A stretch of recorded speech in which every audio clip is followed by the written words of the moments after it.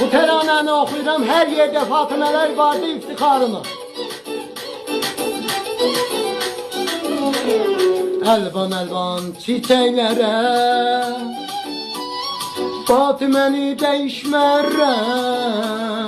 Fatimənin bəxti bağlandı. Hurilərə, mələklərə Fatiməni dəyişmərəm. Fatimə gedər özün asar, bu təranəni eşidəndən sonra. Heç kəsə mən, heç kəsə Fatiməni dəyişmərəm. Fatimə sən hansı günahın tavanın verirən? Hurilərə, mələklərə Fatiməni verəmmərəm. Mənə dinən görüm axı, sən ayaq üstəyən ya diz üstə?